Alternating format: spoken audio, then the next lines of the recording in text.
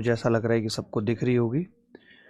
अभी भी शायद सबको दिख नहीं रही है क्लास। एक बार कमेंट देखेंगे, कोई जुड़ पा रहा है नहीं जुड़ पा रहा है क्लास के अंदर।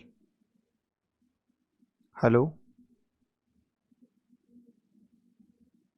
हाँ हाँ जुड़ रहे हैं, लोग जुड़ रहे हैं। नोटिफिकेशन भिजवाइए। हाँ ठीक है, सब ठीक है, छेड़ो मत उसको कुछ भी। हाँ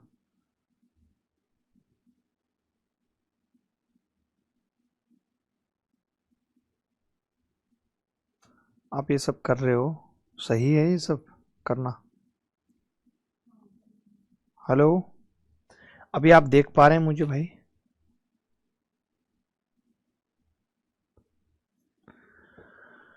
कमेंट एक बार चलाओ सबके। जी कमेंट चलाओ, कमेंट उधर भी तो चलाओ कमेंट। अभी स्टार्ट हो गई क्लास, क्या सबको दिख रहा है? आपको 30 सवाल दिए गए थे 11 बजे और लगभग 1 घंटा 26 मिनट हो चुका है, और मुझे लगता है कि अब तक आपसे वो सारे सवाल हो गए होंगे, और अगर नहीं हुए हैं तो आप बहुत बड़े गधे हैं।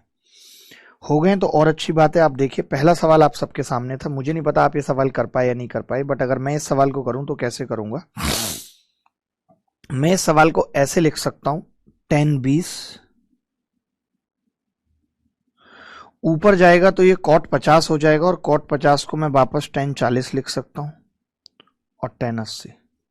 फिर से बता रहा हूं मैंने क्या किया।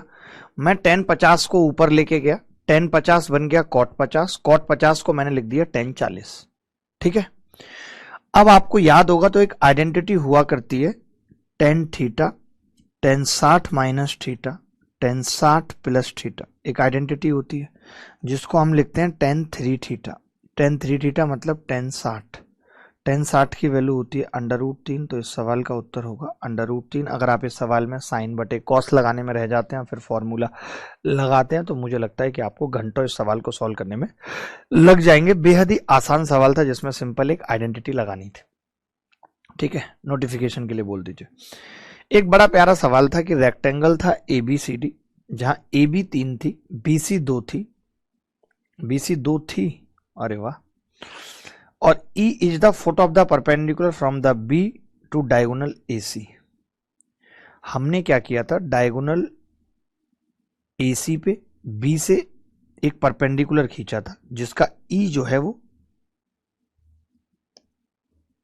फुट था। ये परपेंडिकुलर था भाई, ये जरूरी नहीं है कि अब ये परपेंडिकुलर हो, बट ये परपेंडिकुलर था। What is the area of triangle AED। AED का एरिया पूछ रहा था, कैसे निकलेगा AED का एरिया।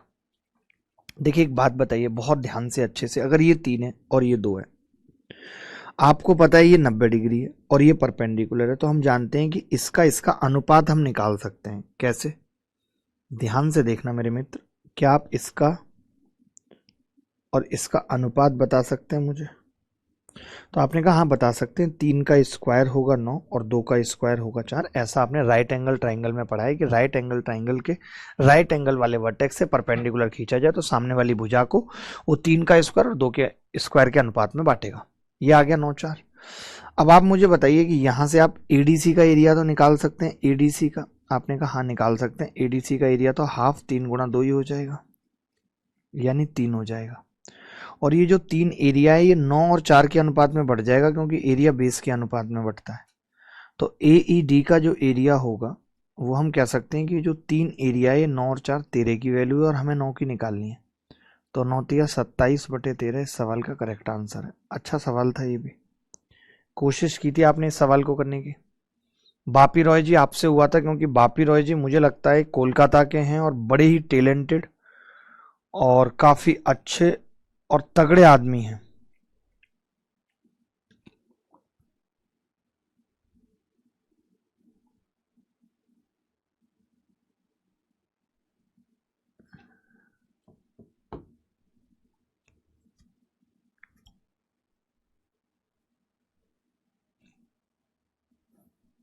चलिए आगे बढ़ते हैं। एक सवाल था कि रेखा AX माइनस 2y बराबर C, 2x प्लस BY बराबर -C एक दूसरे पे लंब हैं और जो एक दूसरे को 1 - 5 पर काटते हैं, तो C का मान बताना है क्या होगा। सी का मान बताना है क्या होगा।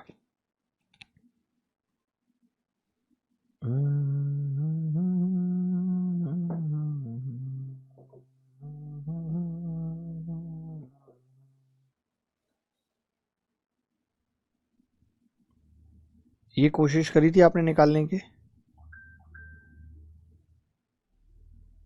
देखिए एक दूसरे पे लंब है, परपेंडिकुलर है लाइन। अगर मैं कह रहा हूं कि लाइन परपेंडिकुलर है तो a1 a2 plus b1 b2 बराबर 0 होगा, ये हम जानते हैं। या आप ये भी कह सकते हैं कि इनकी स्लोप अगर आप निकालना चाहें तो वो भी, यानी मैं यहां से कह सकता हूं कि जी 2a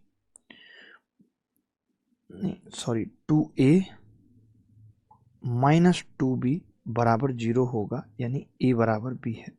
ये तो पता चल गया a बराबर b है। अगर a बराबर b है तो आप ये कह सकते हैं कि यहां से c जो है वो आ रहा है ax माइनस 2y, और यहां से आ रहा है जी c माइनस 2x और माइनस by, क्योंकि माइनस को मैं इधर लेके चला गया। ठीक है, इधर लेके चला गया। अब आपको ये भी पता है कि 1 और -5 से गुजरते हैं, तो मैं यहां पे 1 और -5 लिखूं तो a प्लस 10y आ जाएगा, और यहां पे लिखूं तो -2 प्लस 5y आ जाएगा। 2 प्लस 5b आ जाएगा, सॉरी 5b आ जाएगा। ठीक है, अब देखो a और b तो बराबर है, तो मुझे 5 करना है, तो मैं इस वाली इक्वेशन को 5 से गुणा कर दूं। 5c बराबर क्या होगा, तो आपने कहा 5a प्लस 50, ये y क्यों रहेगा यहाँ पे, y तो हट गया जब y का मान रख दिया, तो 50, 5a प्लस 50। अब आप ऐसा करो, इसमें से इसको घटा दो, तो आप कहोगे कि जी 4c बराबर होगा, 5a से 5b कट जाएगा क्योंकि इक्वल है, 50 में 2 जुड़ेगा 52 आ जाएगा, तो c की वैल्यू कितनी आ जाएगी, 13 आ जाएगी। बड़ा ही अच्छा सवाल था। क्या आपने कोई और तरीका लगाया है इस सवाल को करने के लिए? प्रशांत गौतम पूछ रहे हैं सर कोर्ट केस का क्या हुआ। आप चेक करते रहिए, आप मेरे ऊपर क्यों डिपेंड हैं, आप खुद भी चेक कर सकते हैं। अभी 12 बजे कोशिश है कि लिस्ट हो जाएगा, बट उसमें तो आ गया है, लिस्ट में तो आ गया। मैं भी हाई कोर्ट की वेबसाइट पे चेक कर रहा था, दिखाता हूँ आपको। ये लो, ये आप वेबसाइट में देखेंगे, high court of Delhi E filing management system, diary number है ये 623739, और केस टाइप है ये रिट पिटीशन है, Durga Yadav versus union of India and others. चलिए आगे बढ़ते हैं। 2 साझेदारों ने 24,750 रुपये और 16,500 रुपये लगाकर व्यापार आरंभ किया। उन्होंने निश्चय किया कि लाभ का 20% बराबर बांटा जाएगा और शेष लाभ को लगाए गए धन के अनुपात में बांटा जाएगा। यदि एक साझेदार को दूसरे से 400 रुपये अधिक प्राप्त हुए तो कुल लाभ ज्ञात कीजिए। देखो इसमें तो कुछ भी नहीं था, जैसे आप बताओ ना, 80% लाभ की बात कर लेते हैं कि जो 80% लाभ है उसको किस अनुपात में बांटा जाएगा, तो इनके पूंजी के अनुपात में। अगर मैं भाग करूं तो 25 से कटेगा ये, तो आपने कहा 25 छिक्के 150 और 25 छिक्के 150, इसको 25 से काटेंगे, 25 निम्मा 225, 25 निम्मा 225, 3 और 2, यानी जो 80% लाभ है वो 3 और 2 के अनुपात में बटेगा, जो कि एक एक्स्ट्रा है, क्योंकि बाकी तो इक्वल बांटा गया है, तो जो एक्स्ट्रा आएगा वो यहीं से आ रहा है। एक की वैल्यू 400 है, तो मैं यहां से कह सकता हूं इस 5 की वैल्यू 2000 रही होगी, यानी जो 80% लाभ है वो 2000 है। तो 100% लाभ कितना होगा, इसमें 20% 500 और जोड़ दीजिए 2500। क्या ये सवाल किसी एंगल से मुश्किल था? विक्की राज कह रहे हैं ये मेरे से बन गया था। विक्की आपका यही अंदाज दिल छू लेता है, पता है, आपका यही अंदाज दिल छू लेता है, बाकी सबका नहीं। गुड मॉर्निंग दीपक, ये कौन है गुड मॉर्निंग दीपक? आप दीपक को गुड मॉर्निंग कौन बोल रही हैं? कोई बहुत बड़ा वीआईपी है क्या ये? आपको भी मजा आता है इससे बात करने में? नहीं, इतना तो मैं समझ गया हूं। उसने बोला क्या? और भी बच्चे बोल रहे हैं, आपने और बच्चों को तो नहीं लिखा? उसका नाम लिखने में आपको मजा आ रहा है? करो ऐसी बातें आपस में एक दूसरे से, मुझे कोई मतलब नहीं है। चलो भाई ये सवाल देखो। एक प्रकाशक एक पुस्तक की 1200 कॉपियां प्रिंट करता है और 300 कॉपियां मुफ्त देता है। इसके बाद 18 कॉपियां खरीदने पर 2 कॉपियां मुफ्त देता है, यानी 20 में 2 मुफ्त है, यानी 10% डिस्काउंट यहां भी है। यदि प्रति कॉपी की कीमत 60 रुपए हो तो 17% लाभ अर्जित करने के लिए एक पुस्तक का विक्रय मूल्य क्या होगा?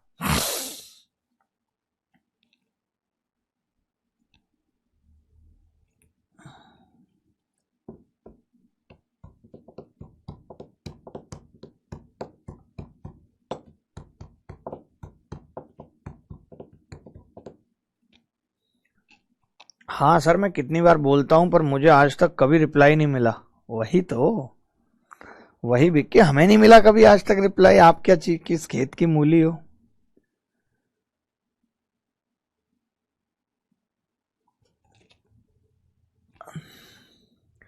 सर मेरी मोहब्बत में शकुनी मत बनो, साइड हटो प्लीज।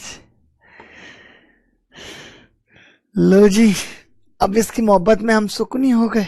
देखो भाई, मैं ये कह रहा हूं 1200 में 300 कॉपियां मुफ्त हैं, बची 900। 900 में भी 10% और मुफ्त दे रहा है, यानी 90 कॉपियां और मुफ्त दे दी। 810 कॉपियां इसको बेचनी है। ये बात तो तय हो गई कि ये सिर्फ 810 कॉपियां बेच पाएगा। बोलो बात क्लियर है कि नहीं? तो अगर मैं देखूं इस सवाल में,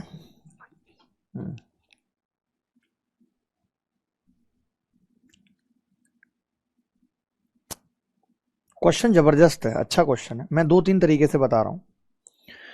तो आप सोचिए कि 1200 कॉपियां जहां थी, अब वहां रह कितनी गई हैं? 810 रह गई हैं। यानी अगर मैं ये रेशियो देखूं तो मैं देख पा रहा हूं कि 40 से 27, यानी 27 रुपए की अगर कोई कॉपी थी तो उसको 40 बनाना पड़ेगा अगर नो प्रॉफिट नो लॉस चाहिए तो। ये बात मानते हो कि नहीं? अगर नो प्रॉफिट नो लॉस चाहिए तो 27 वाली को 40 बनाना पड़ेगा भैया। मानते हो कि नहीं? लेकिन आपको पता है कि जी ऐसा नहीं है, हमें तो 17% का लाभ भी चाहिए, यानी इस 40 को भी हमें 1.17% चाहिए। 9 से काटा 9 तिया 27, 13 से काटा 1.3। तो मैं देख रहा हूं कि 3 जो है वो कितना बन गया है? 13 चौका 52, ये 1.13 आएगा यहाँ पे, 0.13। तो अगर मैं पॉइंट हटा लूं तो यहाँ 0 बढ़ा लेता हूँ। 30 कितना हो गया है? 52। लेकिन हमारा तो 60 था, वो कितना हो जाएगा? 104। ये शायद तरीका आपने कभी देखा नहीं होगा पहले, शायद आए भी ना आपको समझ। सर 104 आ गया था बट लॉन्ग मेथड से हुआ, डीएस कह रहे। नहीं, मैंने तो बड़ा सिंपल किया है।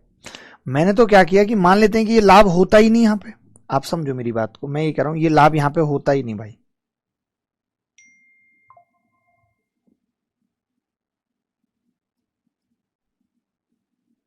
ये लाभ यहाँ पे होता ही नहीं 17%। तब क्या था?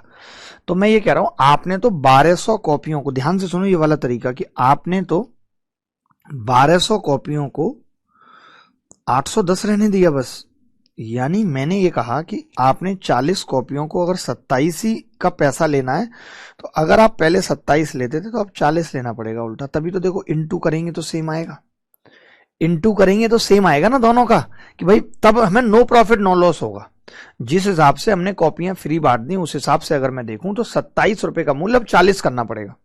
लेकिन आपने कहा कि नहीं, हमें 40 नहीं, हमें तो उस पर भी 17% लाभ चाहिए। तो किसी चीज पे 17% लाभ का मतलब क्या था? 1.17% कर लिया मैंने। तो मेरा निकल के आया कि जी 30 रुपए को 52 बनाना पड़ेगा। तो आपने कहा रुपए तो 60 थे, उसको 104 बना के बेचना पड़ेगा। ये मेरा तरीका है। मैं और भी तरीके बताता हूं, ऐसा नहीं कि मेरे पास एक ही तरीका आता है, मेरे पास तरीके बहुत हैं। बट किसी लोग को आया ही समझ में, किसी भी लोग को, सिंपल किया है, बहुत बहुत बेसिक किया है, सिंपल किया है, किसी लोग को आया समझ में।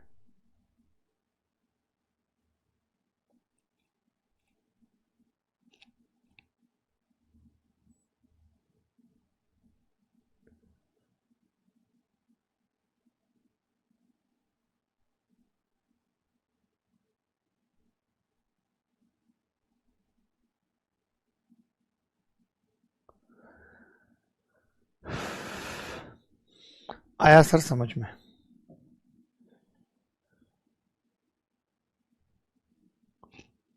अब देखिए, सिंपल अगर और करना हो तो आप इस क्लास में आपके दिमाग के कॉम्प्लेक्सेस हटाना चाहता हूं मैं। सिंपल अगर हम इस सवाल को करना चाहते थे तो हम ये कह सकते थे कि भाई जो आपका खर्चा हुआ है, आपका जो पैसा है वो अब 810 कॉपियों से वसूलना पड़ेगा, और हमारा खर्चा हुआ कितना था, 1200 कॉपियां लाए थे 60 के हिसाब से, और वो अब हमें 117% बनानी है क्योंकि 17% लाभ चाहिए, हमें इतना पैसा चाहिए, और ये अब हमें 810 कॉपियों से निकालना है। ये जो देखो 1200 टोटल कॉपी लाए थे, एक कॉपी 60 रुपए की थी, तो 1200 गुणा 60 का खर्चा हुआ, अब उसको 17% लाभ कमाना है उस पे, और वो लेकिन कॉपियां बिकेंगी कितनी है, अब 810। तो आपने कहा कि जी 9 नीम 81 और 9 से 13 बार कट गया, और ये 2 जीरो यहां से कट गए। आपने देखा 12 छिंग 72, 9 अट्ठे 72, और ये जीरो से ये जीरो कट गई, तो एक कॉपी कितने की आ गई, 13 अट्ठे 104। ऐसे किया आपने, ये तो बिल्कुल बेसिक था, ये किया था आपने। 900 पर 10% डिस्काउंट कैसे दे दिया सर? अरे बेटा 18 कॉपियों के साथ 2 फ्री हैं, 18 पे 2 फ्री हैं, यानी 20 में 2 फ्री हैं, और 20 में 2 फ्री होने का मतलब 10% नहीं है लाला। बताओ बेटा, अगर 20 में 2 फ्री हैं तो 10% नहीं है लाला। दीपक सिंह और बिक्की का जो हिसाब किताब है वो इतना ही है कि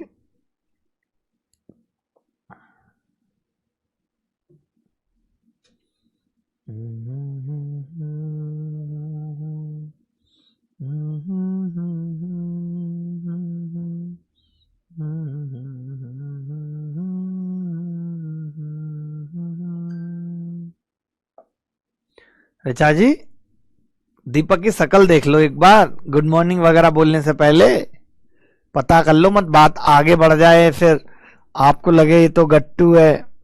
पूरा बायोडाटा मंगा लो। गुड मॉर्निंग तक ही सीमित है, एक्चुअली शुरुआत गुड मॉर्निंग से ही होती है, उसके बाद फिर गुड आफ्टरनून, गुड इवनिंग और गुड नाइट और स्वीट ड्रीम और टेक केयर और आगे चली जाती हैं चीजें, मैं आपको बता दूं।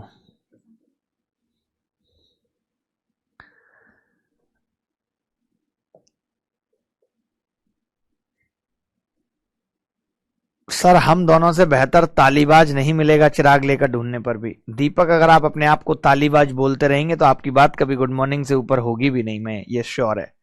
अब ताली से बाहर निकलिए और अपनी जिंदगी में ताली के लिए तैयार हो जाइए। देखिए, एक 75 मीटर लंबी रेलगाड़ी विपरीत दिशा से 6 किलोमीटर प्रति घंटे की चाल से चल रहे व्यक्ति को 7.5 सेकंड में पार करती है। इसके बाद पहले व्यक्ति की तरह वह उसी दिशा में चल रहे दूसरे व्यक्ति को 6 से ही 3/4 सेकंड में पार करती है। तो दूसरा व्यक्ति किस चाल से चल रहा है यह बताना है।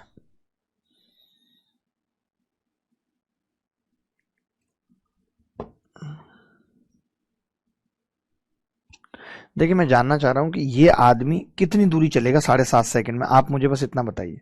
तो आपने कहा जी 7.5 का मतलब होता है 15/2, और उसकी स्पीड कितनी है 6 गुणा 5/18, तो 2 तिया 6 और 3 6 18, 25/2 मीटर चलेगा। मैं ये कह सकता हूं कि विपरीत दिशा से आ रहा था व्यक्ति, विपरीत दिशा से, तो ट्रेन को सपोर्ट मिल गया कि 25/2 मीटर तो उसी ने चल दी, यानी ट्रेन को इतना कम चलना पड़ेगा। अच्छा, ट्रेन जो है इस आदमी को पार करने में वैसे कितनी दूरी लेती, तो 75 मीटर, लेकिन अब 75 नहीं लिया होगा ट्रेन ने, कितना लिया होगा 75 माइनस 25/2 दूरी चली होगी, यानी 125/2 7.5 सेकंड में, 15/2 सेकंड में। चलो ऐसे नहीं करते इस सवाल को, फिर लंबा हो कोई मतलब नहीं है, नॉर्मली करते हैं इसको। देखो, हम कह रहे हैं दोनों ही केसेस में ट्रेन अपनी लंबाई चलेगी L, और L बराबर है 75 के। एक केस में ट्रेन की स्पीड कितनी मैंने मान ली, तो आप कहेंगे ट्रेन की स्पीड मान लीजिए v, और अपोजिट डायरेक्शन से आ रहा है 6 को हम किस में चेंज कर लें, तो आपने कहा 5/18 कर लो, तो 5/3, और बटे टाइम कितना लग रहा है,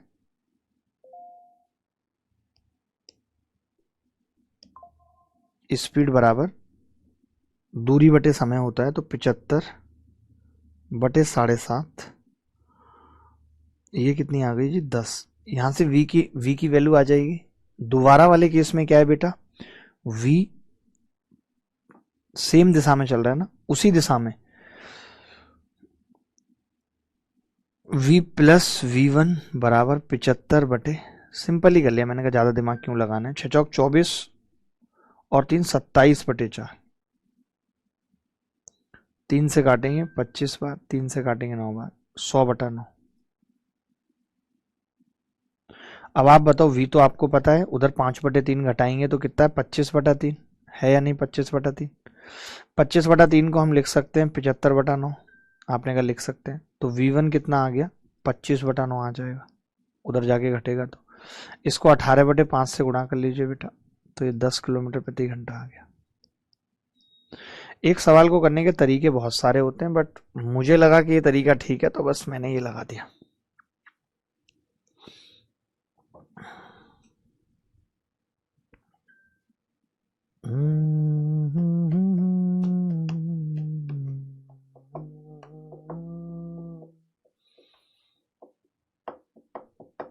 सर जी मेरी बात चलाओ किशोर मार्वल, आपकी नहीं चल पाएगी बात।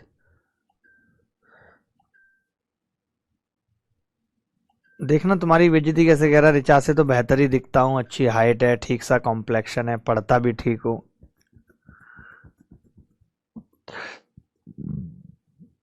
सर आप तो कह रहे थे रिचा जी का रिश्ता पक्का हो गया है, अभिषेक इनका हर महीने पक्का होके टूटता रहता है, क्योंकि इनका गुड मॉर्निंग ही नहीं खत्म होता।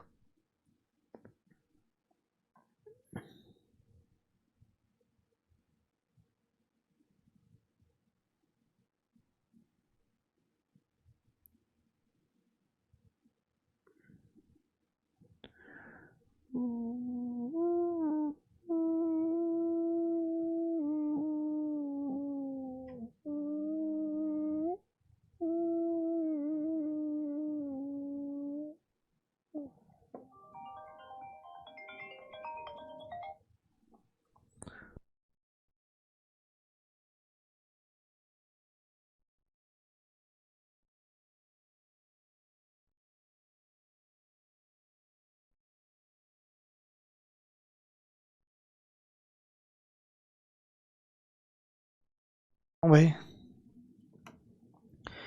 3 नल पी क्यू आर को जब वैकल्प, ये सवाल बड़ा तगड़ा था, ये हुआ था किसी से।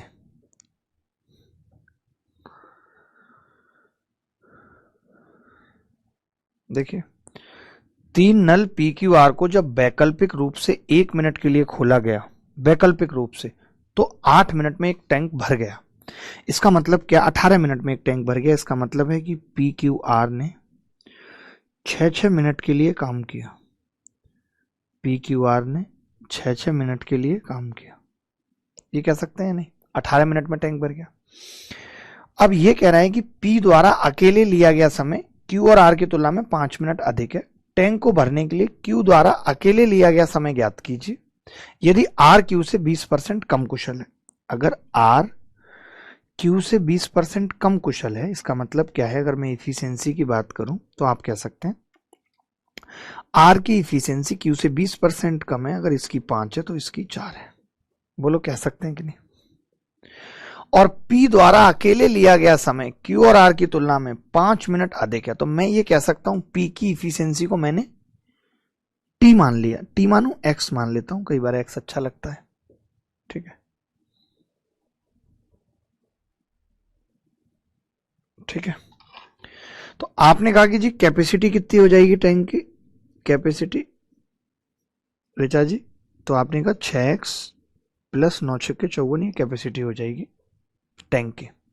अब P से अकेले भरने में कितना टाइम लेगा P, तो आपने कहा P लेगा 6x प्लस 54 बटे x। Q और R इसे भरने में कितना टाइम लेंगे QR, तो आपने कहा 6x प्लस 54 बटे 5 प्लस 4 9। P द्वारा अकेले लिया गया समय Q और R की तुलना में 5 मिनट अधिक है, तो अगर मैं इसको बराबर करना चाहूं इस समय के, तो वो 5 मिनट ज्यादा है P वाला समय। आपने कहा कि जी x से भाग करूंगा इधर 6 आएगा, 9 से करूंगा इधर 6 आएगा, कट जाएगा 6, इधर बचेगा सिर्फ 54 बटे x बराबर, इधर बचेगा जी 2x बटे 3 और प्लस 5। अच्छा यहां से एक चीज तो देख के मैं बता सकता हूं कि अगर x की वैल्यू निकालनी है तो x की ऐसी वैल्यू होगी जो 54 से कटे। अब x हो सकता है 6 हो, तो मैंने कहा 6 रख के देख लेता हूं, या तो 6 रख के देखूंगा, 2 रख के देखूंगा। जैसे 2 रख के देख रहा हूं तो 3 से नहीं कट रहा, फिर फ्रैक्शन में आ जाएगा तो 3 से भी कटना चाहिए, तो मैंने मिनिमम 6 रखा। 6 नीम 54, 6 यहां रखूंगा तो 5 4 9, यानी x बराबर 6 सेटिस्फाई हो रहा है, वरना क्वाड्रेटिक सॉल्व कर लीजिए। 9 रख के देखता, 9 रख के देखता तो यहाँ 6 आता, यहाँ पे नहीं सेटिस्फाई हो रहा, तो 6 और 9 ही मेरे पास ऑप्शन थे, बढ़िया, वो मैंने रख दी। 27 से बहुत बड़ा आ जाएगा तो कोई मतलब नहीं था, तो x आ गया जी 6, सीधे पता चल गया x 6। तो इन्होंने पूछा क्या सवाल में, इन्होंने कहा कि Q द्वारा टैंक को भरने में लिया गया समय बताइए। अगर x 6 है तो कैपेसिटी कितनी हो गई, 6 गुणा 6 प्लस 54, 90 हो गई कैपेसिटी। अब इसे Q अकेले भरेगा तो Q की इफिशियंसी कितनी है, 5। अच्छा सवाल था ये बहुत, इस सवाल को करना हर किसी के बस की बात थी नहीं, इसे केवल यजुवेंद्र चहल कर सकता था, इसे केवल यजुवेंद्र चहल ही कर सकता था और कोई नहीं। युजवेंद्र चहल, युजवेंद्र चहल, युजवेंद्र चहल, युजु युजु युजु युजुवेंद्र, वर वर वर वर वर वर वर, युजवेंद्र युजवेंद्र।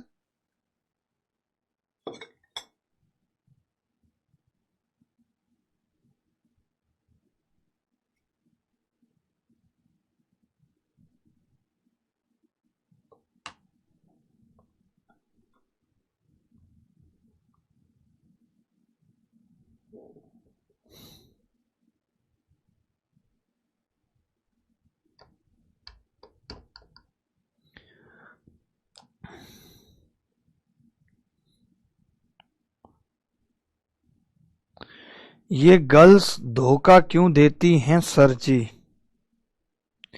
क्योंकि आप ज्यादा डिपेंडेंट शो करने लगते हो, इसलिए आपको धोखा लगता है।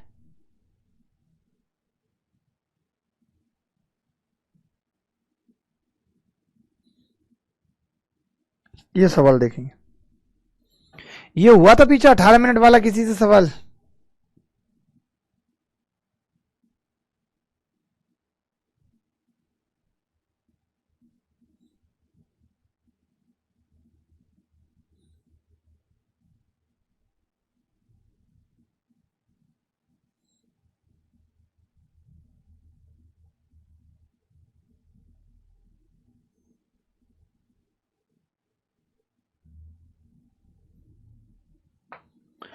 दो व्यक्ति एक रेलवे ट्रैक के साथ साथ एक दूसरे की तरफ चल रहे हैं। एक मालगाड़ी इनमें से एक को 20 सेकंड में पार करती है और 10 मिनट बाद वह विपरीत दिशा से आ रहे व्यक्ति को मिलती है। दो व्यक्ति रेलवे ट्रैक के साथ साथ एक दूसरे की तरफ चल रहे हैं और एक मालगाड़ी इसे इनमें से एक को 20 सेकंड में पार करती है और 10 मिनट बाद वह विपरीत दिशा से आ रहे व्यक्ति को मिलती है। वह गाड़ी उस व्यक्ति को 18 सेकंड में पार कर देती है। मान लीजिए उनकी चाल समान रहती है तो दूसरे व्यक्ति को पार करने के कितने मिनट बाद दोनों व्यक्ति मिलेंगे। ये तो बड़ा तगड़ा सवाल है यार, ये हुआ किसी से, ये किसी से हुआ?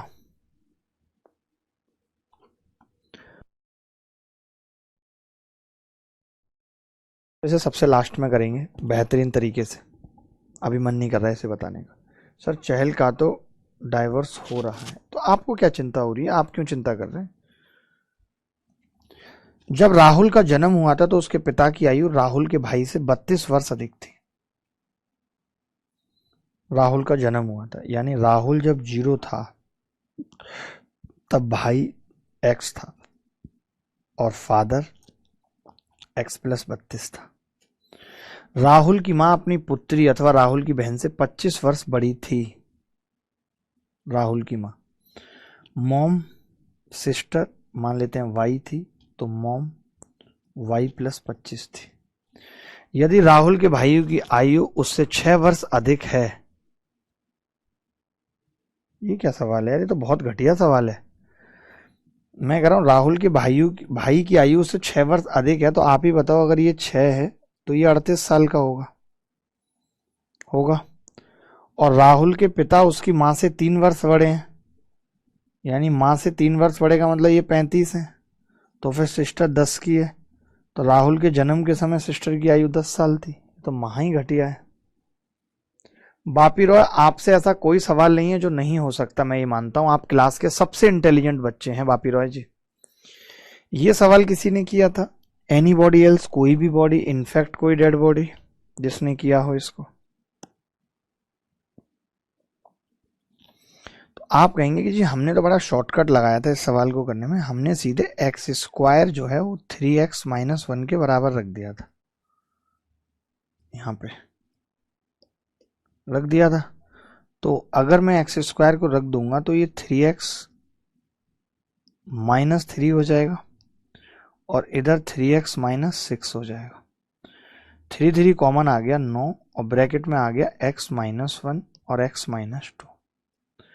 अगर मैं इसके फैक्टर खोल दूं x square minus 3x plus 2, तो आपने कहा कि जी एक्स स्क्वायर माइनस 3x की वैल्यू तो -1 है,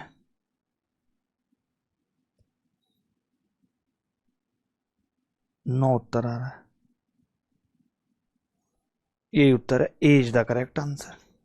इसमें कहीं कोई डाउट है तो बताइए, कहीं कोई डाउट है तो बताइए।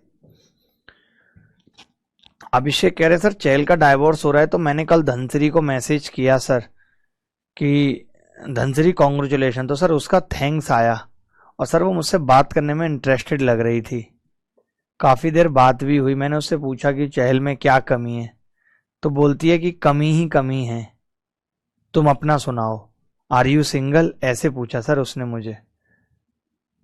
सर मैं अपनी बंदी के साथ था, उसने झट से मैसेज कर दिया सॉरी आई एम मिंगल। ओहो यार, ये दुख काहे खत्म नहीं होता बे। ये सवाल किया था किसी ने।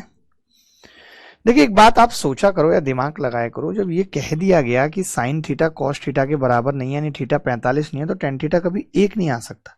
तो 45 डालने की जरूरत क्या है? कई लड़के इस सवाल में 45 डाल के चेक करते हैं और 45 सेटिस्फाई कर जाता है, फिर कह देते हैं टेन थीटा तो 1 होगा। अरे भाई बेवकूफ, एक बात बताओ, जब मना ही कर दिया कि टेन थीटा 1 नहीं है, अब मैं ये कह रहा हूं इसके दो फैक्टर हैं, x square minus 5x plus 6 बराबर 0। इसके दो फैक्टर हैं जहां से x की वैल्यू 2 और 3 आएगी। आप इसमें 2 रखेंगे तो भी सेटिस्फाई करेगी, 3 रखेंगे तो भी। लेकिन सवाल में मना कर दिया 2 नहीं है, तो आप 2 क्यों रखेंगे? फिर सीधे 3 बताएंगे। बताइए ना, 2 क्यों रखेंगे जब 2 मना कर दिया तो ऐसे यहां पे थीटा 45 मना कर दिया तो नहीं रखेंगे। बोलो रखेंगे क्या? नहीं, क्यों रखेंगे? तो मैंने देखा कि इसके फैक्टर करने पड़ेंगे, और फैक्टर कैसे होंगे, आप ऐसा करिए कॉस थीटा से भाग कर दीजिए, कॉस स्क्वायर थीटा से भाग करिए, divide by cos square theta. तो ये आ जाएगा 2 सेक स्क्वायर थीटा और -1 बराबर 3 और tan theta. Sec square theta को 1 प्लस टेन स्क्वायर थीटा लिख सकते हैं, तो 2 ten square theta -3 tan theta और +1 बराबर 0। अब यहां से फैक्टर कर देते हैं, तो 2 ten square theta -2 tan theta -10 theta +1 बराबर 0। ठीक है,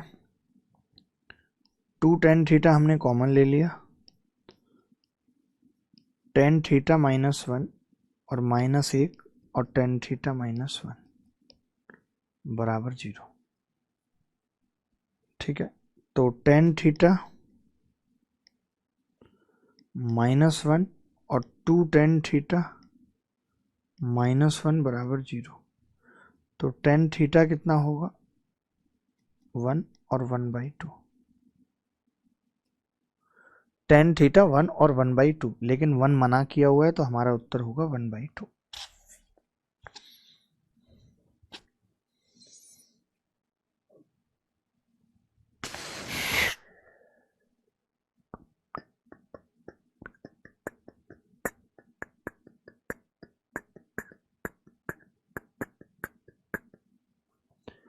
और कोई तरीका आपके दिमाग में अगर आता हो तो आप बता सकते हैं, कह सकते हैं, आप अपने मन की बात कर सकते हैं हमसे खुल के। बातें जो होंगी वो खुल के होंगी, नॉर्मली बातें यहाँ पे नहीं हो पाएंगी। मैम आपको आ रहा है समझ? कुछ आता है आपको हल्का फुल्का? कुछ भी नहीं आता?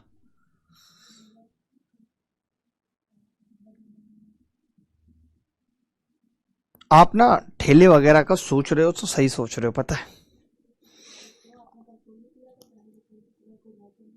नाता नहीं है आपका पढ़ाई लिखाई से कोई? आपने 10th कब किया था? 10th में गणित था आपके में? कितने नंबर आए थे गणित में? एक बार दिखाना अपनी मार्कशीट, हम उस पर रिसर्च करेंगे।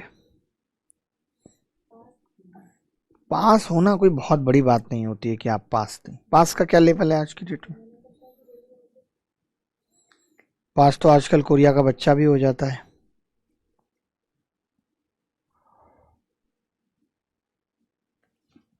देखिए, ऐसा सवाल कभी भी जब भी करना होता है तो हम कैसे करते हैं या क्या अप्रोच ऐसे सवाल में हम लगाते हैं, तो आपको पता होगा कि अगर मैं एक जोड़ दूं दोनों तरफ, अगर मैं एक जोड़ दूं दोनों तरफ तो इसके फैक्टर आ जाएंगे x-1 और y-1 बराबर 1।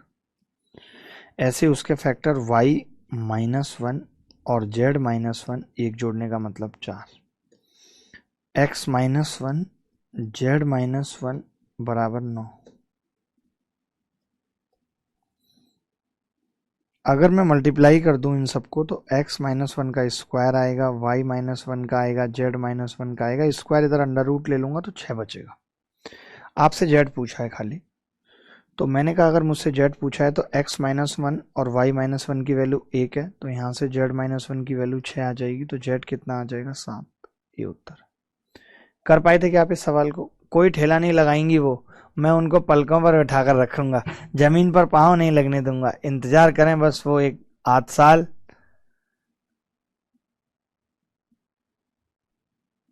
भाई मुझे तो सच में अब लगने लगा है, सच में मुझे फील आ रहा है अब। इनके उनको बताना पड़ेगा ये बात, वही एकमात्र सॉल्यूशन रह गया है। आगे बढ़े। ये तरीका तो गजब है, याद रखना पड़ेगा तरीका, गजब वजब कुछ नहीं। ये सवाल देखिए, 10% पर एनम पर बैंक से 1 लाख रुपए उधार लेने पर गीत चक्रवृद्धि ब्याज की दर और 3 वर्षों में ऋण को चुकाती है। यदि ऋण को समाप्त करने के लिए दूसरे और तीसरे वर्ष के अंत में भुगतान की गई राशि इतनी है, तो पहले वर्ष के अंत में भुगतान की गई राशि क्या है? देखिए दोस्त, 1 लाख रुपए उधार लिया था, 1 लाख रुपए, और वो 1 साल बाद 1,10,000 हो गया होगा, 1,10,000 हो गया होगा, और यहां पे इन्होंने कुछ पैसा दे दिया है, वही हमें बताना है, जो भी पैसा दिया है और जो बचा है पैसा, उस पैसे का सिनारियो ये है कि वो 1 साल बाद 34,800 देता है और 1 साल बाद 44,000 देता है। ये कह सकते हैं, यही है सवाल।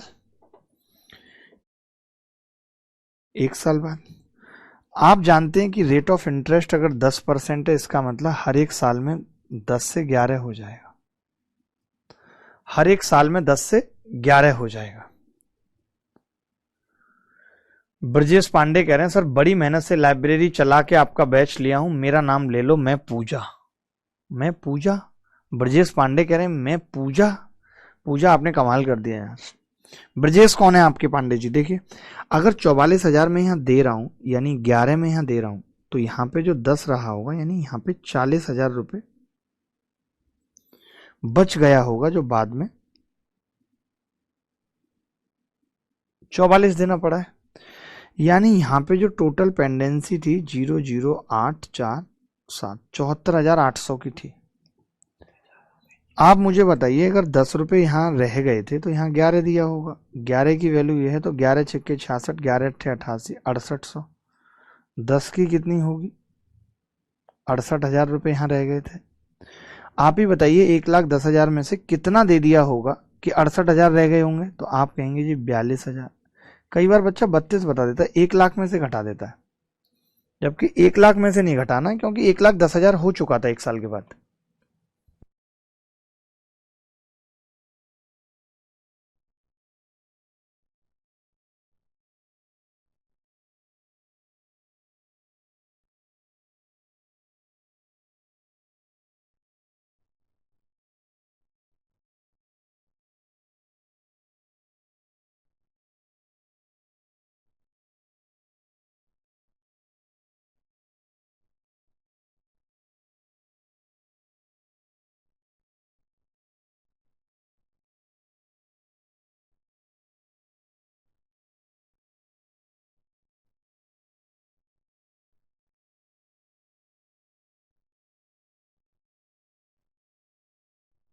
आगे बढ़ते हैं। 32 के बताया था सागर जाने, मुझे पता था गलती करेंगे। अब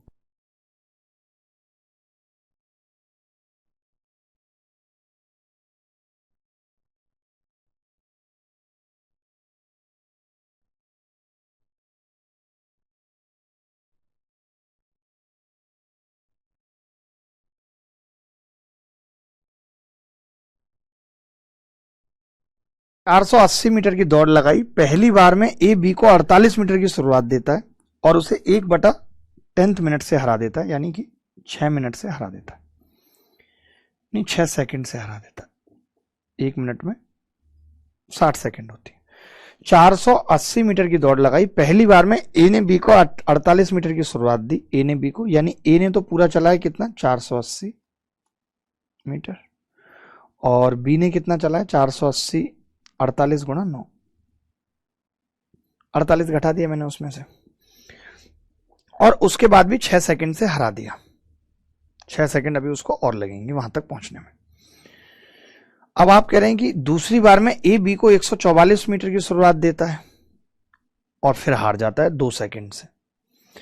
अब की बार ए ने क्या किया, 144 मीटर की शुरुआत दी, यानी उसने कितनी दूरी चल ली,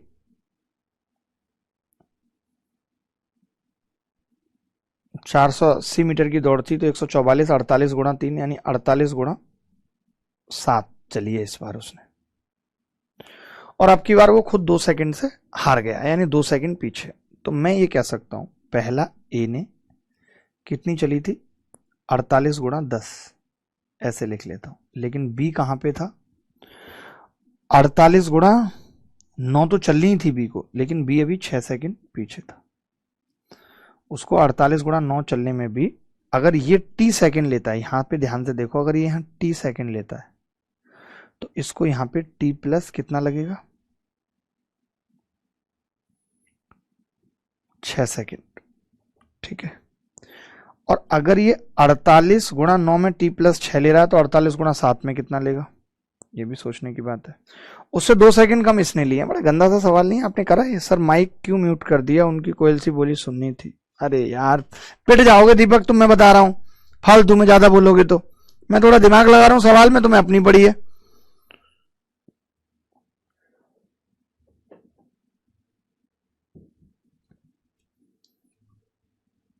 छह सेकंड लगेंगी 48 गुणा 9 में, इसको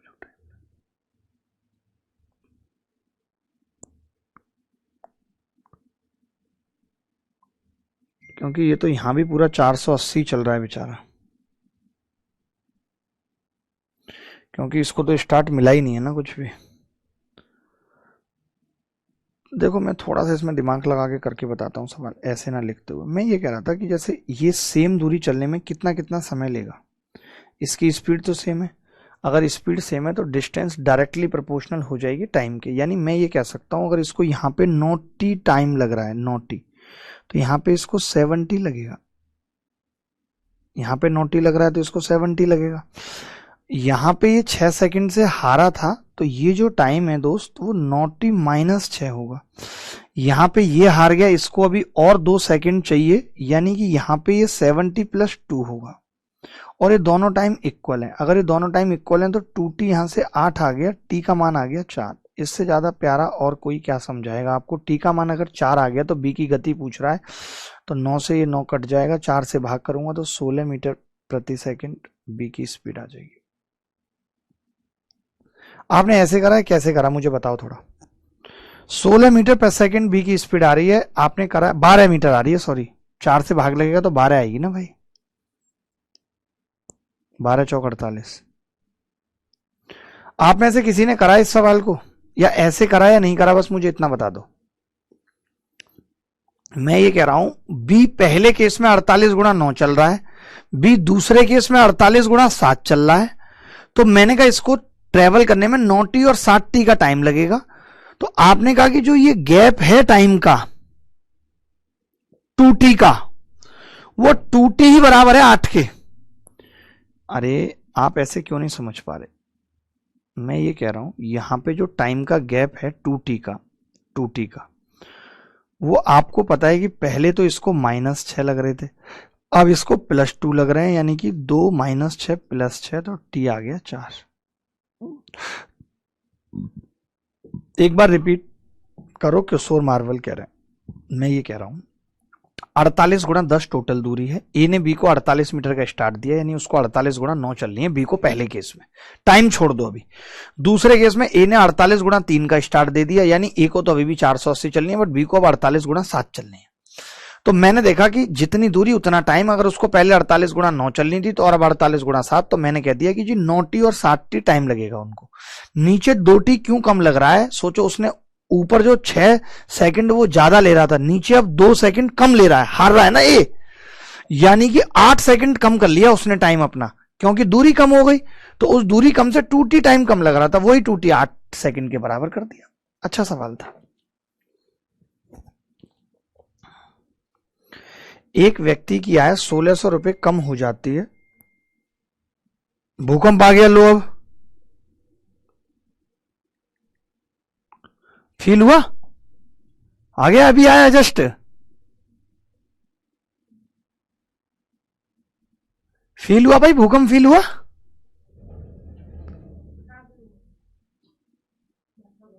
आप देखो गूगल पे आ गया होगा भूकंप, आप तो मानोगे नहीं, लो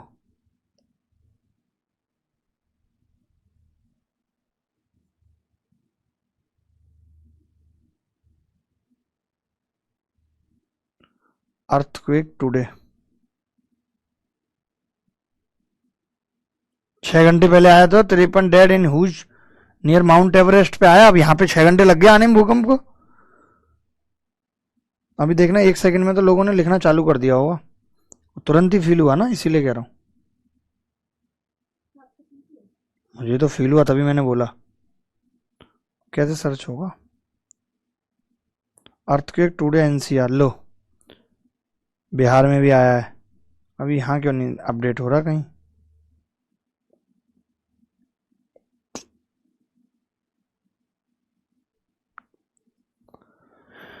नहीं, आ ही नहीं रहा है कहीं, यहां तो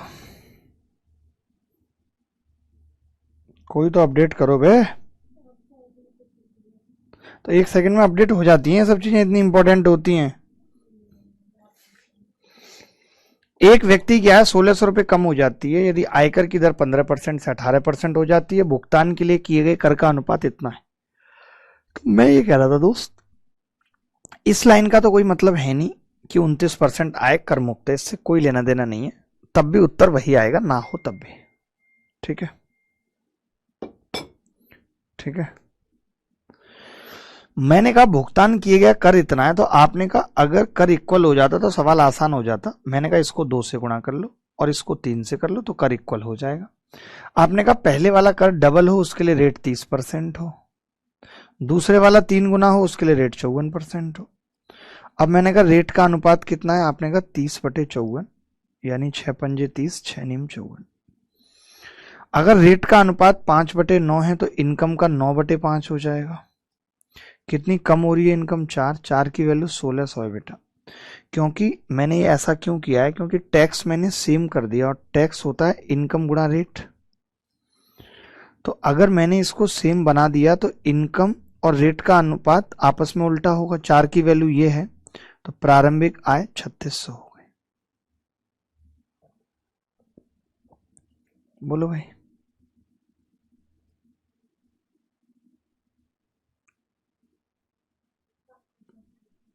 मैं कर दूं अपडेट?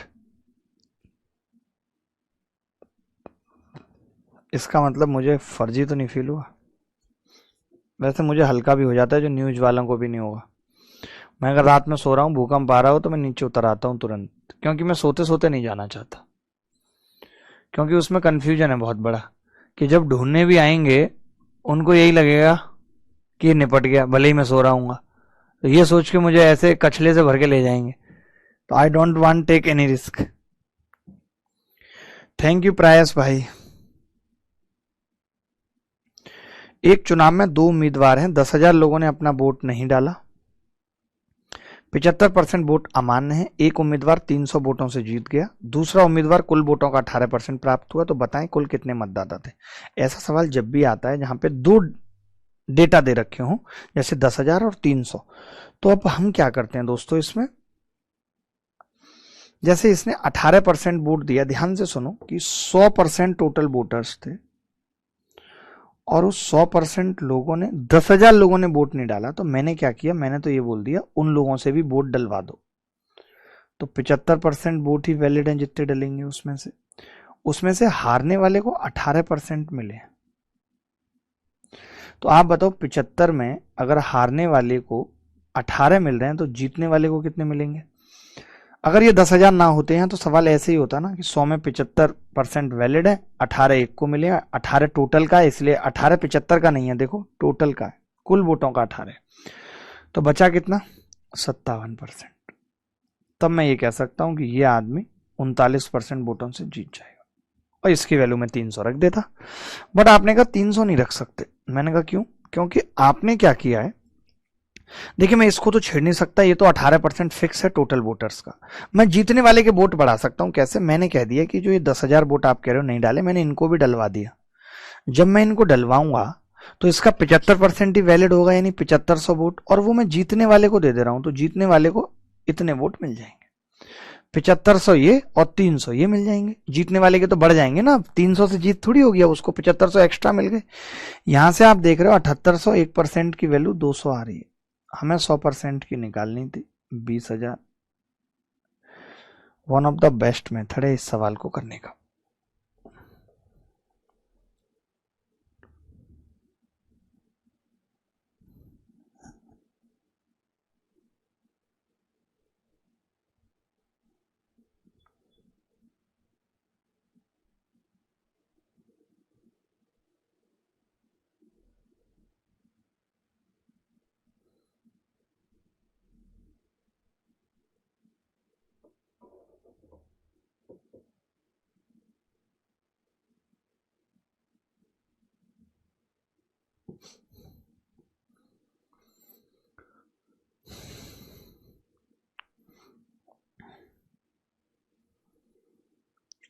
आगे बढ़ते हैं।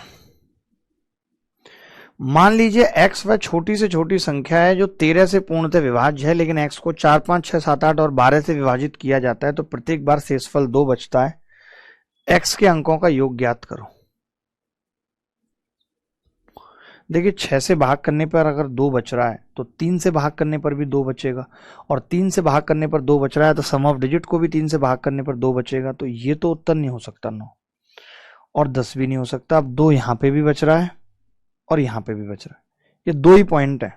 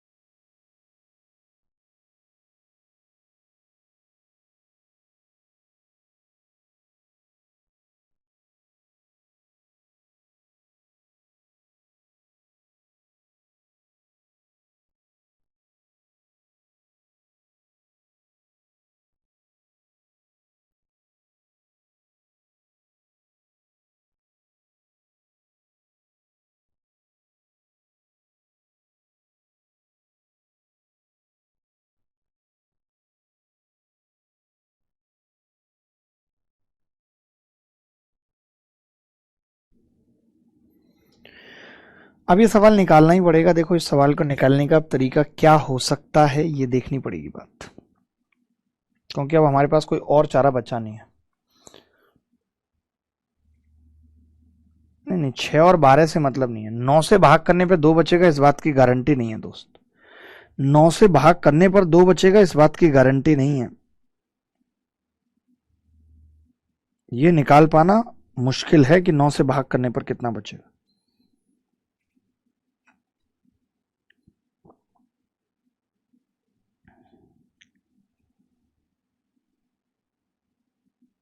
आपको ज्यादा से ज्यादा लगता है तो आप ये लिख सकते हैं कि यार संख्या को मैं 12x+2 लिख सकता हूं। फिर दोबारा में मैं संख्या को 6x+2 लिख सकता हूं। इससे भी कहां बात बनेगी आप बताओ। 12×72x²। 6 दूनी 12 और 12 दूनी 24, 30x+4। तो आप 9 से भाग करने पर कहां निकाल पाएंगे कि 9 से भाग करने पर कितना बचेगा। मुश्किल है। 30x+4 बचेगा 9 से भाग करने पर।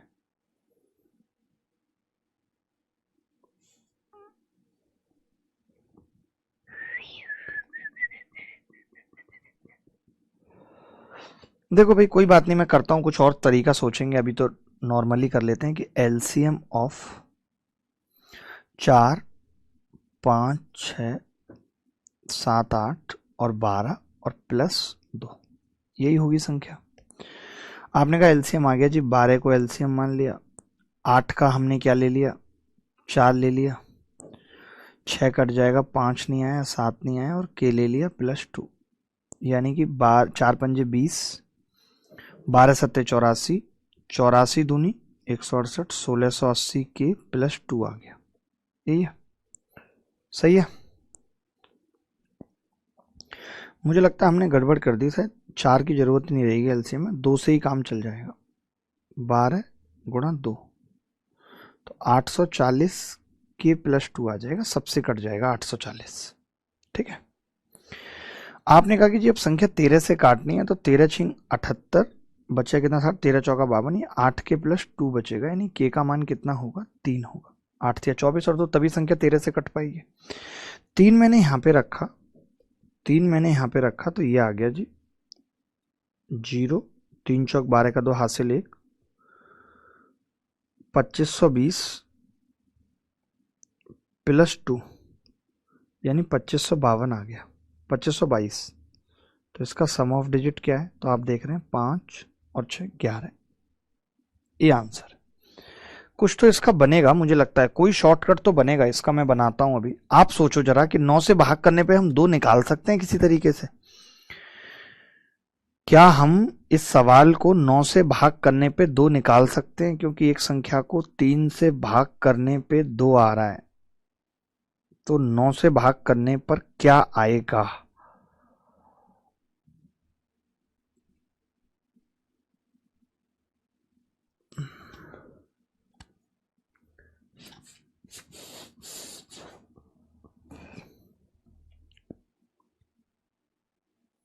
बोलो भाई, किसी को कोई डाउट है तो बताओ। नहीं है कोई डाउट तो आगे बढ़ रहे हैं। ये सवाल अच्छा था। ये कह रहा है कि एक पोशाक का अंकित मूल्य 8610 है जो लागत मूल्य से 64% अधिक है। यदि पोशाक इतने के लाभ पर बेची जाती है तो पोशाक पर दी गई छूट। देखिए बहुत ध्यान से समझना, इस सवाल को मैं कितने प्यार से करूंगा। ये सीपी है, ये एसपी है, ये एमपी है। ये यहां से यहां तक 64% का सफर है, 64%। यहां से यहां तक 26 सही 2/3% का सफर है जो कि प्रॉफिट है। यहां से यहां तक ये सफर अगर मैं निकालूं तो आप कहेंगे कि जी 64 में से 27 घटा लेते हैं। बोलो। आपने कहा हाँ जी, 37 सही 1/3 बचेगा। मैं तो कहता हूं ऐसे ना करते हुए हम ऐसे ही लिख लेते तो भी कोई बड़ी बात नहीं थी। हम इसको लिख लेते कि यार 64 माइनस 26 सही 2/3% ही कर देते, बस इतना ही लिख लेते। ये आपको पता है कि डिस्काउंट है और ये सीपी का है बेटा, क्योंकि इधर डायरेक्शन है, ये सीपी का है, ये सीपी का है। एन टाइम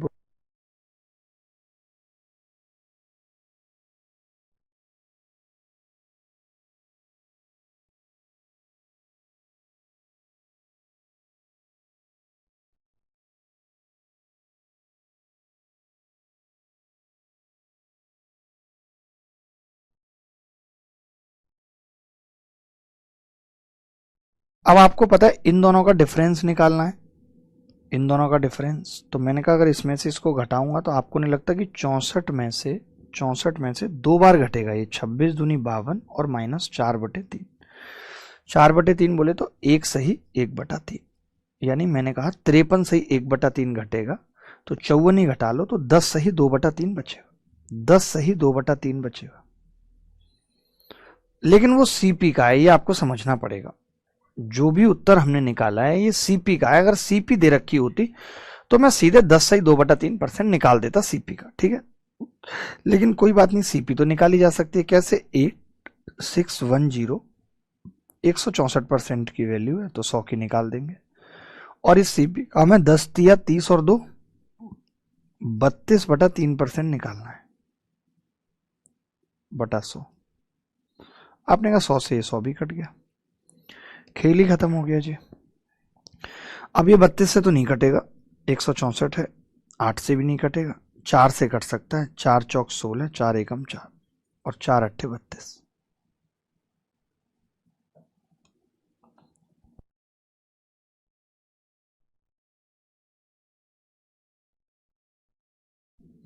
इकतालीस से अगर काटूंगा तो 41 दूनी 82 और 41 एकम 41 210 और 3 से कटेगा, 3 सत्ते 21 70, 70 की 8 से गुणा होगी 560 उत्तर आ गया। आपने कैसे करा इस सवाल को, मुझे एक बार बताओ कि आपने इस सवाल को ऐसे करा। बता सकते हो आपने इस सवाल को कैसे करा? कैसे कहूं इश्क में कितना बेताब हूं। अगर मैंने ये तरीका जो आपको बताया है, मैं मानता हूं कि ये कोई बहुत हसीन तरीका मैंने नहीं बता दिया है, बट हाँ ये जरूर है, एक चीज इस सवाल में जरूर थी कि अगर सीपी दे रखी होती, जैसे ये सवाल ऐसा होता, सोचो ऐसा होता कि सीपी इससे 64% अधिक है, लाभ 30% है, तो मैं कहता डिस्काउंट बचा हुआ 34% हो जाएगा, दोनों का अंतर 4% हो जाएगा, और ये 800 दे रखा होता या 8000 दे रखा होता तो मैं सीधे कह देता कि 8000 का 4% 320 रुपये अंतर हुआ। उस तरीके से तो ये सवाल सही है। अगर ऐसा डेटा दे रखा होता तब तो सही है, बट ऐसा डेटा दे नहीं रखा, तो फिर हम और क्या तरीका लगा सकते हैं इस तरीके के सवाल को करने के लिए, मैं आपको बताता हूं, वो भी समझो। मान लो अब ऐसा डेटा नहीं दे रखा तो हमारे पास क्या और कोई तरीका था जो हम अपनी कैलकुलेशन को आसान बना सकते थे? तो आप कहेंगे हाँ बहुत तरीके होते हैं एक सवाल को करने के। पहले तो आप मुझे ये बताओ कि 64% का मतलब क्या है। तो आपने कहा 64/100 16/25, 16/25 है 64% का मतलब। इसका मतलब क्या है? 80/3 है तो 20 चौक 80 और 20 पंजे 100, 4/15 है।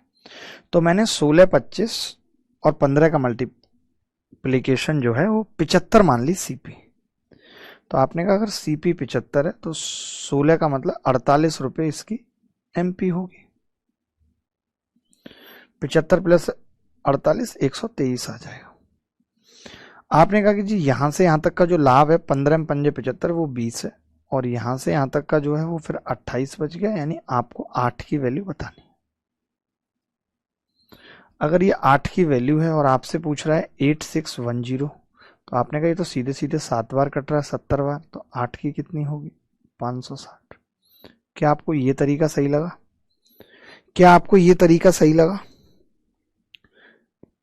क्योंकि फिर आप कहीं देखते तो आपको लगता कि यार ये ऐसा ऐसा तरीका बता दिया मास्टर साहब ने।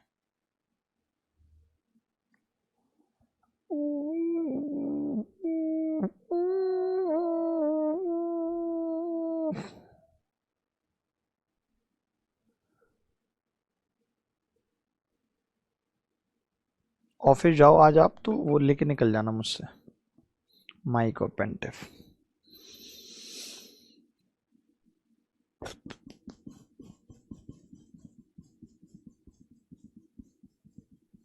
जी ये अच्छा है, विधि त्रिपाठी जी आ गई हैं और बोल रही हैं जी ये अच्छा है। जी विधि जी, नाम बड़ा है विधि जी का, बहुत बड़ा है। n का सबसे छोटा मान क्या है? यदि n की घात 13 माइनस n 5 की पावर 2n माइनस 1 169 से डिविजिबल है।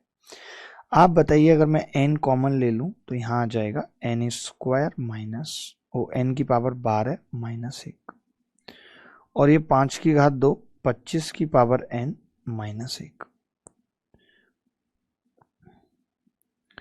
अब देखिए स्मॉलेस्ट वैल्यू ऑफ n पूछ रहा है। स्मॉलेस्ट वैल्यू ऑफ n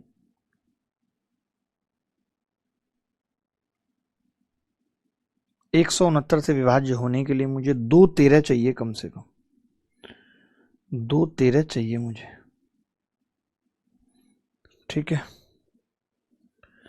2 13 मुझे कहाँ से मिलेंगे? तो आपने कहा कि जी ये n है और ये n की घात 6 प्लस 1 है, ये n की घात 3 प्लस 1 और फिर n की घात 3 माइनस 1 और ये 25 की घात n माइनस 1। तो मैंने एक बात तो तय थी कि n अगर मैं इवन मान लेता तो मुझे एक फायदा हो रहा था n इवन मान के कि इसके दो फैक्टर हो रहे थे, 25 प्लस 1 और एक 25 माइनस 1, यानी मुझे एक 13 तो मिल ही रहा है n को इवन लेने पे, तो मैं n को इवन लूंगा, ये बात तो तय है।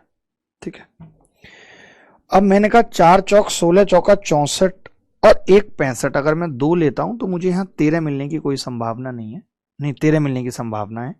2 लेने पे भी मुझे 13 मिल रहा है। यहाँ कैसे? 2 की घात 6 कितना होता है? 64, 64 और 1 65, यानी n 2 लेने पे भी मुझे 13 मिल जा रहा है। तो 2 इज द करेक्ट आंसर। बोलो भाई।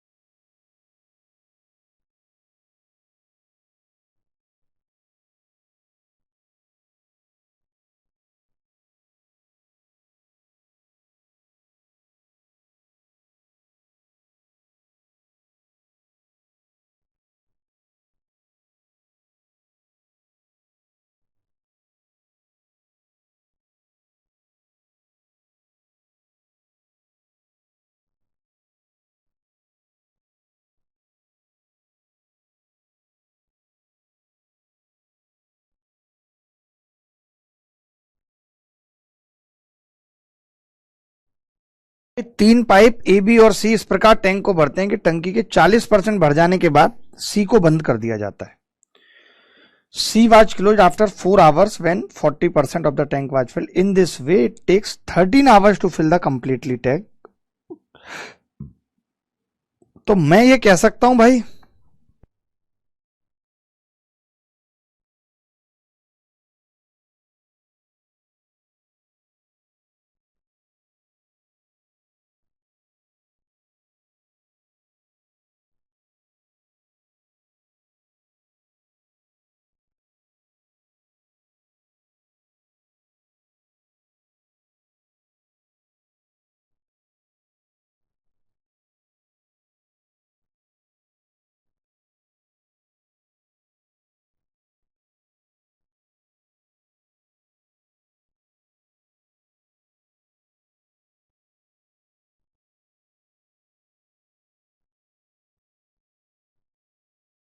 ठीक है।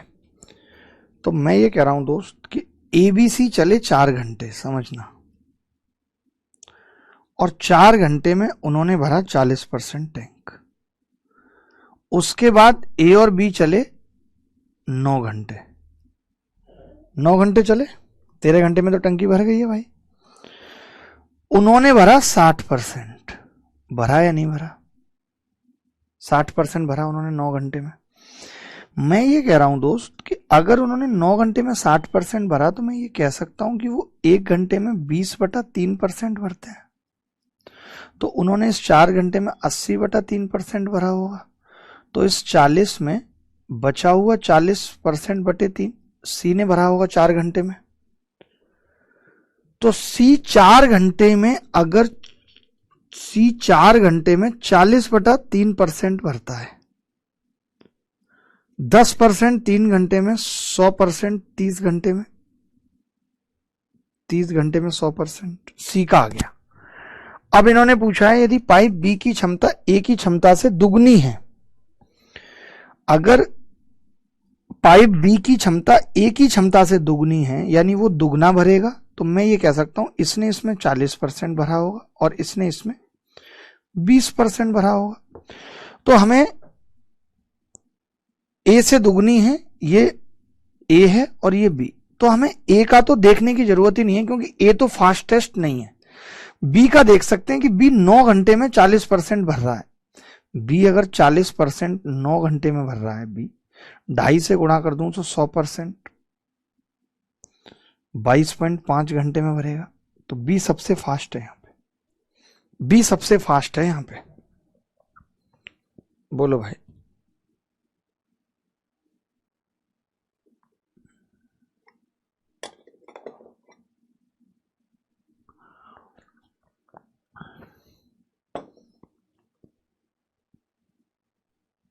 अच्छा सवाल था ये।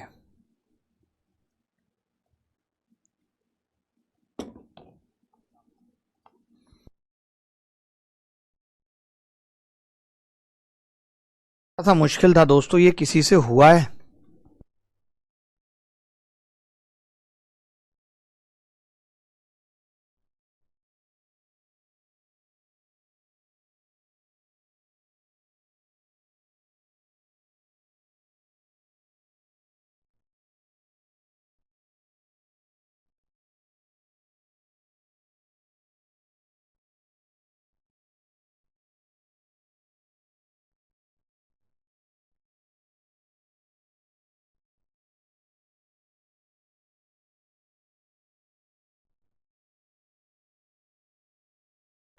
ये कह रहा है इक्वेशन बना के हुआ सर ये। नहीं नहीं सागर, आपने गलत पढ़ा, सवाल इंग्लिश में पढ़ो। और ये अभिषेक सिंह कह रहे हैं सर बोर्ड पर। बेटा ऐसे ज्यादा सवाल नहीं हो पाएंगे ना बोर्ड पे। अभी कितने रह गए हमारे सवाल? बहुत रह गए अभी तो। एक बर्तन में 208 लीटर मिश्रण है जिसमें 11:5 के अनुपात में दूध पानी है, ठीक है। 8x लीटर मिश्रण को बर्तन से निकाल लिया और इसे 3x - 4 लीटर पानी से बदल दिया। यदि बर्तन में दूध और पानी का अनुपात 4:3 हो जाए तो दूध और पानी की अंतिम मात्रा के बीच का अंतर बताओ क्या होगा।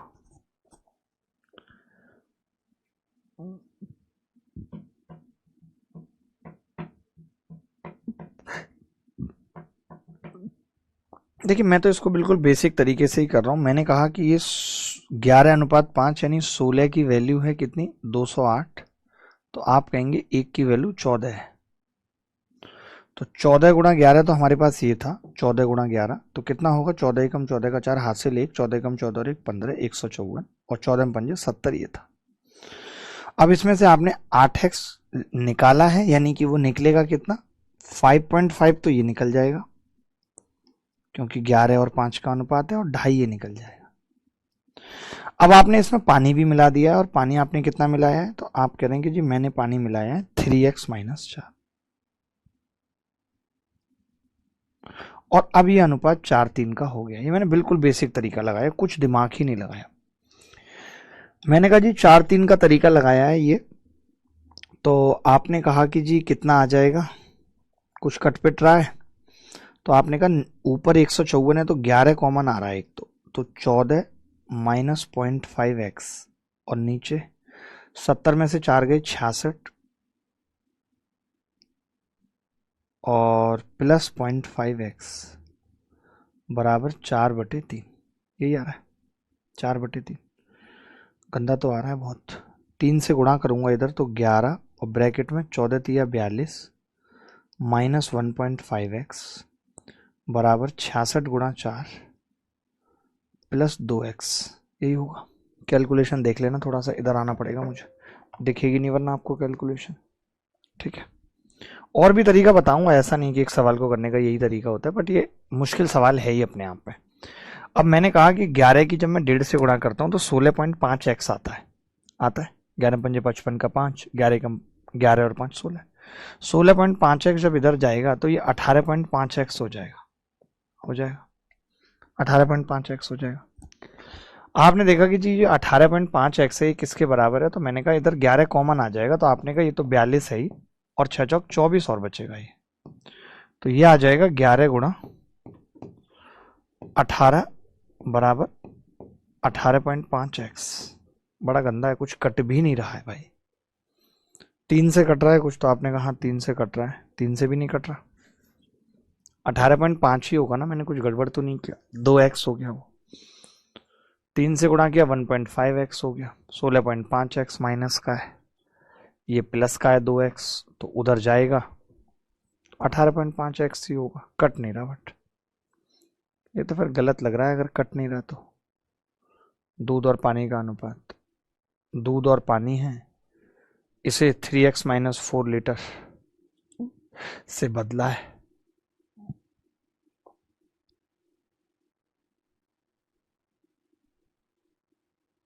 हमने गड़बड़ कर दी बहुत बड़ी, कैलकुलेशन मिस्टेक हो गई, 14 की जगह 13 आएगा। 1 की वैल्यू 13 है, तभी नहीं हुआ सवाल। 1 की वैल्यू 13 है, अगर 1 की वैल्यू 13 है तो 11 गुणा 13 होगा, माइनस 5.5x तो ठीक है, बटे इधर 13 पंजे 65, 13 गुणा 5 माइनस 2.5x और प्लस 3x माइनस 4 बराबर 4/3। यही है।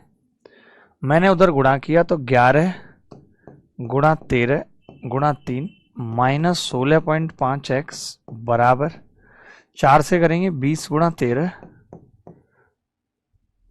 नहीं ये 4 से 13 पंजे 65 में से 4 गया है ना, यहाँ पे 61 है, तो 61 गुणा 4 आ रहा है, 61 गुणा 4 और प्लस 2x। सही है। इधर आ गया ये 18.5x बराबर, इधर मैंने कुछ कॉमन आ रहा है क्या? तो आपने कहा ये कॉमन कुछ नहीं आ रहा है, ये 143 है, इसकी 3 से और गुणा होनी है, तो 3 तिया 9 और 14 तिया 42, 429 तो ये आ रहा है, और ये आ रहा है 4 एकम 4, 4 छिंग 24, 244 ये आ रहा है। 4 घटाएंगे तो ये 5 आएगा, और 42 में से 24 गए तो 18, यानी x 10 आ रहा है। x अगर 10 है तो हमसे पूछ क्या रहा है सवाल में?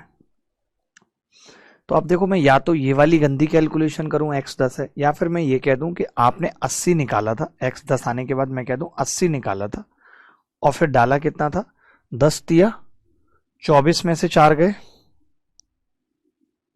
26 डाला था, यानी आपने कितना कम कर दिया? 208 में से 80 निकाल के केवल 26 डाला है, का मतलब ये आपने कितना कम कर दिया? 54 कम कर दिया आपने, 54, यानी कि 154 बचा है। अब आपको अंतर बताना है, तो 4 और 3 7 की वैल्यू ये थी और अंतर है 1 का, तो वो 22 लीटर आ गया। एक तो ये है तरीका, मैं कई सारे तरीके बताऊंगा इस सवाल को करने के, बट ये मुश्किल है सवाल, ऐसा नहीं है कि ये आसान था किसी भी एंगल से। अभिषेक सिंह की बात सुनते हुए हमने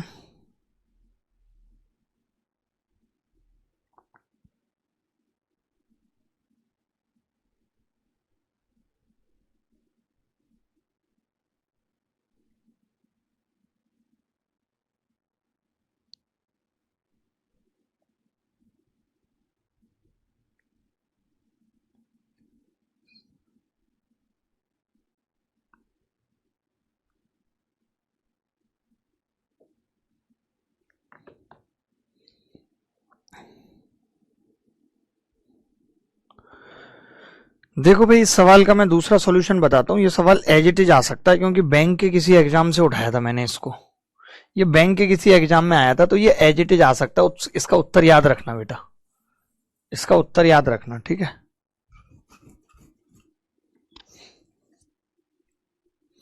मैं ये कह रहा था कि जैसे 208 लीटर था एक बर्तन में और 11:5 था, ठीक है। आपने क्या किया, आपने 8x निकाल दिया। तो मैं तो ये कह रहा था अगर 8x निकाल दो तो भी अनुपात 11:5 ही रहेगा। फिर आप कह रहे हो कि जी हम 3x माइनस 5 4 जो है वो पानी डालने वाटर, तब अनुपात 4:3 हो जाता है। तो फिर मैंने ये कहा कि भाई तब दूध तो सेम होना चाहिए, तो आपने कहा सेम बना लो। इसको 4 से गुणा किया 44 और 20, इसको 11 से किया 44 और 33। तो आपने कहा दोस्त कि ये जो 13 है ना दोस्त, इस 13 की वैल्यू ही 3x माइनस 4 है। अब लेकिन गंदा ही हो रहा है, यहां से भी कुछ ऐसा नहीं कि कोई बहुत राहत मिल जाएगी। यहां से 13 की वैल्यू 3x माइनस 4 से कोई राहत तो मिलती हुई नहीं दिख रही। कुछ अच्छा सा होता तो बात भी थी, बट यहां से तो कोई राहत नहीं मिल रही।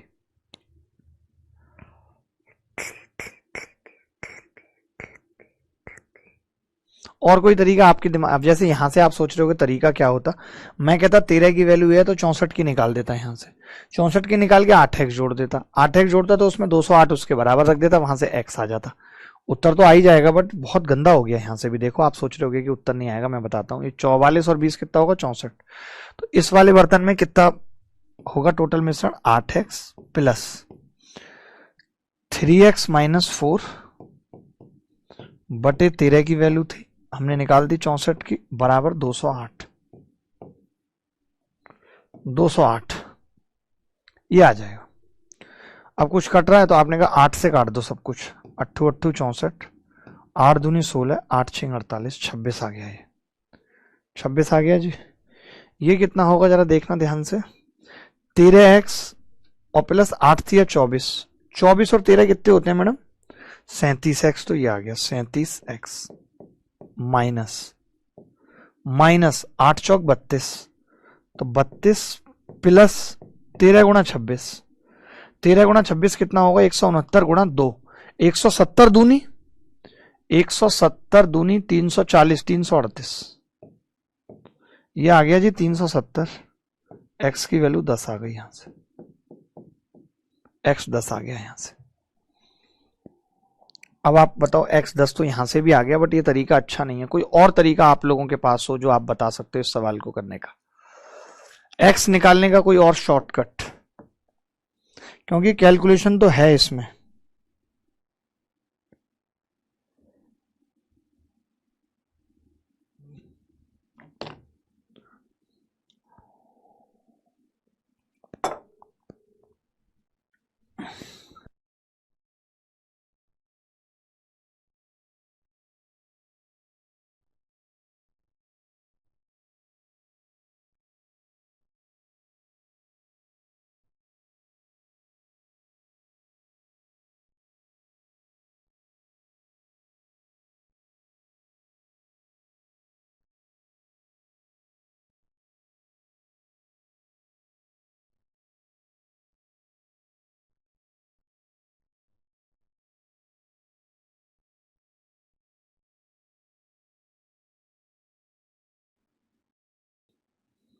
है कि कुछ कॉमन आ रहा हो, ऐसा कुछ हो।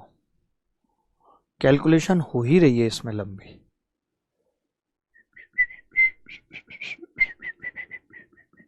चलो ठीक है, फिर सोच लेना कुछ और अगर आपको आए तो, बट मुझे अभी लग नहीं रहा, क्योंकि दोनों से किया ना तो उसमें दोनों में ही 18.5 और 37 आ गया। तो मुझे वहां से फील नहीं आ रहा कि मैं इस पर सोचूं भी और कोई तरीका निकल के भी ना आए। एक अधिकतम आयतन वाला गोला h यूनिट ऊंचाई वाले शंकु के अंदर रखा गया। शंकु के आधार की त्रिज्या h/√3 है।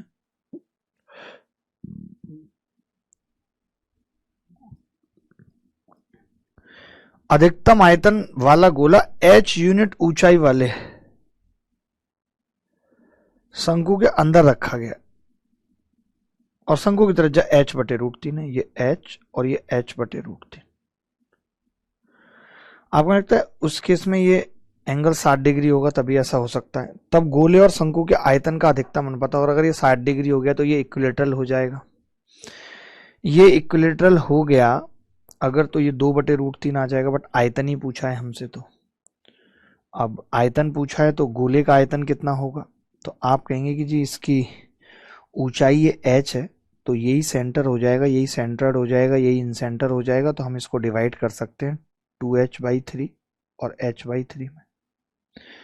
हो गया जी, खेल खत्म। अब गोले का आयतन होगा 4/3 पाई r³ का मतलब h³/27, 1/3 पाई r² h²/3 into h²/3 into h।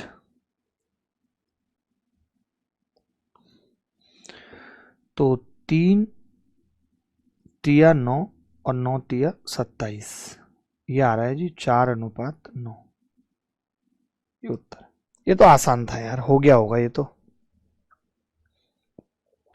बोलो भाई, बहुत लंबी चल गई आज क्लास। त्रिकोणमितीय आधार वाले एक प्रिज्म की ऊंचाई 25, यदि त्रिभुज की दो छोटी भुजाएं 1:2 के अनुपात में हैं और प्रिज्म का आयतन इतना है, तो त्रिभुज की सबसे लंबी भुजा की लंबाई क्या होगी। देखिए त्रिकोणीय आधार, ये राइट प्रिज्म है, triangular base, height of prism इतने, वॉल्यूम ऑफ प्रिज्म इतना दिया हुआ है। तो मैं ये कह रहा हूं अगर वॉल्यूम ऑफ प्रिज्म इतना दिया हुआ है तो हम जानते हैं एरिया ऑफ बेस यानी एरिया ऑफ ट्रायंगल कितना हो जाएगा। तो आपने कहा जी आयतन बटे ये 25, 4 आ गया जी, ये तो 4 आ गया। इन्होंने राइट ट्रायंगल बोल नहीं रखा, बट मुझे लग रहा है कि राइट ट्रायंगल है, क्योंकि ऐसा तभी होगा जब तक राइट एंगल ट्रायंगल नहीं होगा, तब तक मैं ये नहीं कह सकता ना कि इसकी दो भुजाएं हाफ k/2k मान ली मैंने, तो k2 आ गया, k2 आया तो इसकी एक भुजा 2 हो गई, एक भुजा 4 हो गई, तीसरी भुजा हाइपोटेनस वो 2√5 हो जाएगी। तो लिख लीजिए राइट एंगल ट्रायंगल है तभी होगा, उसका जो बेस है वो राइट एंगल ट्रायंगल है, राइट ट्रायंगुलर बेस लिख लो, right prism has right triangular base. Sir 30 degree होगा ना बेटा, कैसी बातें करते हो आप, 30 डिग्री कैसे होगा, ये 1 है, ये √3 होता तब 30 होता, बट ये 1/√3 है, तो √3 तो इधर चला जाएगा ना पगलेट, पगलेट √3 तो इधर चला जाएगा। एक आदमी कार से इतने की चाल से चलता है, दूसरा हिस्सा मोटरसाइकिल से इतने की चाल से चलता है और उसकी औसत चाल इतनी रही, तो कार तथा मोटरसाइकिल में चलने के लिए गए समय का अनुपात बताओ। तो आपको पता है हमेशा स्पीड पे जब एलिगेशन लगाते हैं तो जो आता है वो समय का अनुपात ही आता है, 2:3। इस सवाल में कुछ भी नहीं है, इसकी वैल्यू 0 पुट कर दो QPS की। खूब पढ़ाए हैं ऐसे सवाल। QPS यानी अगर आपने ये 0 डिग्री ले लिया तो PRQ कितना हो गया, ये 40 डिग्री आ गया। अब ये दोनों भुजाएं बराबर हैं तो ये भी 40 आ गया। अब ये 40 ये 0 तो ये भी 40 आ गया। पूछ क्या रहा है QST, ये 40 तो ये भी 40 आ गया, ये 40 40 80 तो ये 100 आ गया, ये 100 आ गया, तो यही पूछ रहा है। अब चलिए कुछ एक सवाल होमवर्क में ही दे देता हूं, मुझे लगता है कि 1-2 तो आपको करने चाहिए, नहीं होंगे तो मुझसे नेक्स्ट क्लास में पूछ लेना। वेरिएंस निकालना ये मैं अगली क्लास में भी ले लूंगा सेम सवाल, अगले मॉक में भी, या 1-2 मॉक छोड़ के आगे भी ये सेम सवाल ले लूंगा, ठीक है। तो चलिए अच्छा लगा आपसे बात करके, आपको पढ़ा के। तब तक ख्याल रखिएगा, खुश रहिएगा, बाय बाय, टेक केयर, धन्यवाद, thank you very much, bye.